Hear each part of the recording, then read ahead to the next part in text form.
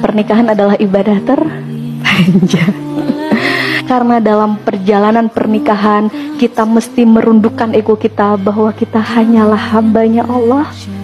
Ngelihat pasangan gak sesuai, Allah milikmu. Semakin sadar bahwa kita ini cuma hamba. Ngelihat anak gak sesuai, milikmu ya Rabb.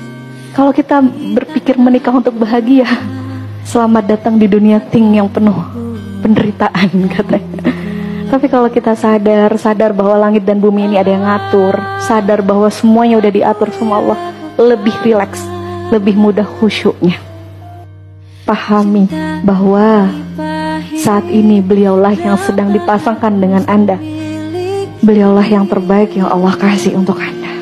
Dan bisa jadi beliau pun sedang struggle dengan luka batinnya. Bukankah justru seharusnya kita menjadi rumah untuk memeluknya? Pada dasarnya setiap manusia baik, fitrahnya baik.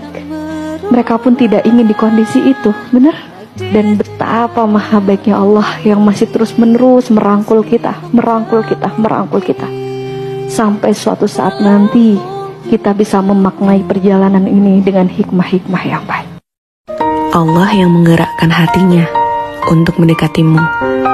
Allah juga yang mengubah hatinya untuk menjauhimu. Itu artinya apa? Perkara hati adalah sesuatu di luar kendalimu. Jika kamu sudah berusaha berbuat baik, sudah tulus dalam bersikap padanya, maka jangan terlalu berharap dia akan memberi hal yang sama padamu. Karena Allah yang akan membalas ketulusanmu melalui orang pilihannya. Jika bukan dari orang yang kamu harapkan, pasti dari orang lain yang sudah Allah siapkan untuk membalas kebaikanmu berkali lipat. Allah Maha Adil, Allah Maha Melihat. Semua akan terlihat dan teradili dengan baik. Tugasmu adalah mengikhlaskan apapun yang pernah kamu lakukan dan merelakan apa yang pernah kamu berikan. Mencari pasangan sekarang sudah bukan lagi bicara tentang lebih tua atau lebih muda, tingginya 170 atau 180 cm, bukan. Tapi siapa yang mau bergandengan tangan sampai surga. Karena nikah itu bukan cuma tentang nikah itu bukan cuma tentang romantisme belaka, tapi nikah itu tentang ilmu. Menikah butuh ilmu, mengarunginya butuh ilmu, dan mudah-mudahan kita menjadi keluarga yang sakinah, mawaddah, warahmah bersama hingga jannah. Tidak ada pembuktian cinta yang paling masuk akal kecuali seseorang itu membuktikannya dengan akad nikah yang sah. Qabiltu nikaha wa tazwijaha bimahri madhkuri halan. Itu pembuktian cinta yang sesungguhnya. Selain daripada itu, omong kosong dan nafsu belaka. Maka perempuan-perempuan jangan percaya kalau laki-laki mengutarakan kata-kata cinta tapi dia nggak berani membawamu ke KUA, itu jangan dipercaya. Kalau dia berani membawamu ke KUA dan dia siap untuk bertanggung jawab, menafkahi, membimbing, mengayomi, siap memimpin, menua bersama sampai surga, bismillah. Kalau dia baik agamanya, baik akhlaknya, menikah dengannya. Karena kata Nabi SAW, lam ara lil mutahabbaini mithlun nikah. Aku belum pernah melihat ada obat yang paling mujarab bagi dua pihak yang saling mencintai satu sama lain kecuali nikah. Jadi obat mujarab untuk dua insan yang saling jatuh cinta, obat itu namanya nikah. Ketika engkau memanggil istrimu dengan panggilan sayang, maka di saat itu Allah siapkan pahala kebaikan untuk kita sebagai seorang suami. Jadi jangan sampai mohon izin ya, mohon izin. Udah mah duitnya kurang, udah mah kebersamaannya kurang. Minimal panggilan sayang jangan sampai kurang. Apalagi perempuan itu kan, mohon maaf ya, titik kelemahannya ada di telinga katanya. Jadi kalau perempuan mendapatkan pujian itu adalah kebahagiaan. Saat kita mencintai pasangan kita bukan karena kelebihannya, tapi kita mencintai pasangan kita walaupun kita tahu kekurangan dalam dirinya. Itu tadi ya. Makanya ada pasangan rumah tangga yang mohon izin ya, makin dia berusia tua makin sayang. Iya, betul, iya kan? Betul. Padahal udah mulai lemah, udah mulai mohon izin mungkin sakit, tapi kok rasa cintanya makin kuat ya. Nah itu berarti ada rahmah yang Allah titipkan dalam diri. Makanya Sakinah itu ketenangan ketika bersamanya. Mawaddah itu rasa cinta karena ada kelebihan dalam dirinya. Sedangkan rahmah, engkau tetap menyayanginya walaupun engkau tahu kekurangan dalam dirinya. Masya Allah, dahsyat ya. Dan ini kan anugerah dari Allah gitu. Makanya orang yang menikah ketika dia bertemu dengan jodoh yang tepat, maka dia akan menemukan kebahagiaan yang paling kuat dalam hidupnya. Masya Allah. Pernikahan itu jalan keberkahan. Pernikahan itu ibadah terbesar dan terlama yang bisa mendatangkan pahala kebaikan. Maka wajar jika kemudian ada ujian atau cobaan yang menghampiri dalam proses menjemput pernikahan yang terbaik itu. Maka sikap yang terbaiknya adalah terima ujian itu sebesar apapun.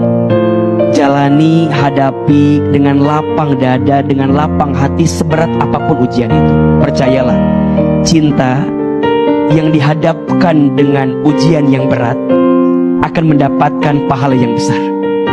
Cinta yang menghadirkan pengorbanan yang berat, maka akan mendapatkan pahala yang disiapkan juga besar.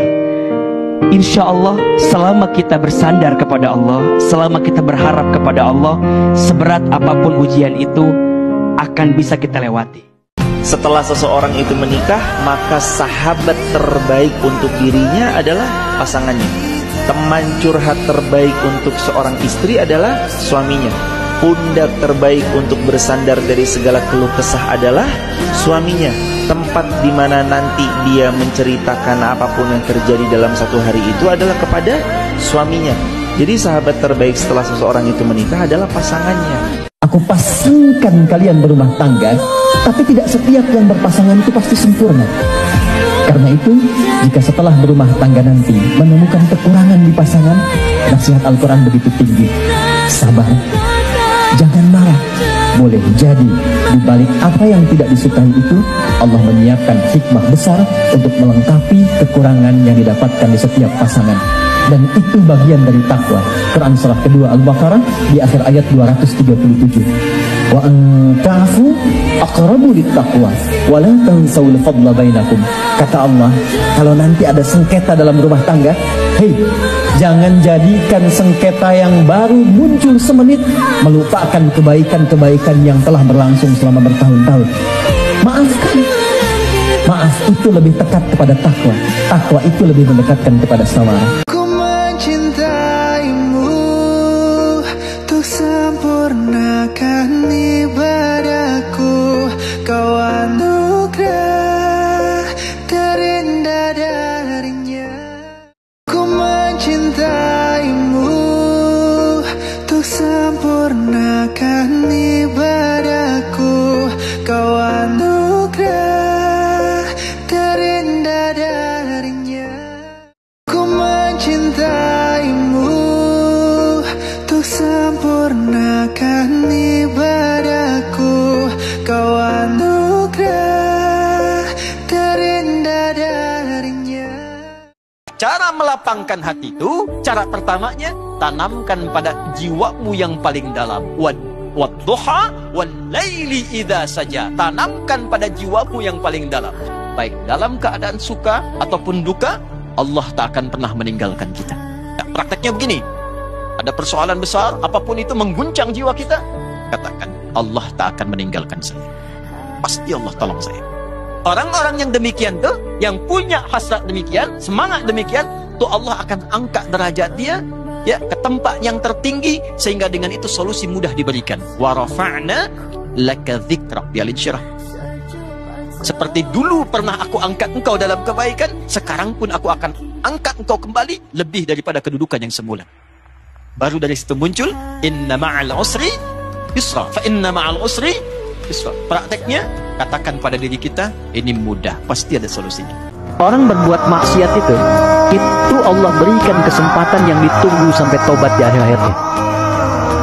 Makanya saya itu tidak senang mencaci orang salah.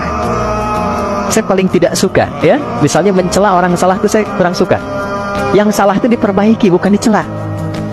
Minimal kita doakan supaya dia kembali. Itu adabnya dalam Islam. Kenapa? Karena ketika orang maksiat ini dia bertobat, itu naik statusnya menjadi hamba yang dicintai Allah. Dan tidak mudah loh melepaskan diri dari maksiat. Ada orang mabuk, Jadi kebiasaan pengen menghilangkan mabuknya itu nggak mudah. Ketika dia lepas dari sifat mabuknya, itu dihargai tinggi oleh Allah. Perjuangannya itu diapresiasi. Sampai turun ayat Quran surah kedua ayat 222. Innallaha yuhibbut tawwabin. Allah sangat mencintai orang taubat. Karena untuk taubat itu butuh perjuangan. Bebas dari riba itu nggak mudah, butuh perjuangan. Ya, orang yang mabuk ingin bebas dari mabuknya butuh perjuangan. Perempuan yang ingin berjilbab butuh perjuangan. Jadi ketika mengenakan itu belum terbiasa dengan jilbabnya, itu di hadapan Allah dicintai hamba itu. Baik, karena itu saya sering katakan, Allah lebih mencintai pelaku maksiat yang gemar bertobat dibandingkan orang soleh yang tidak pernah merasa salah.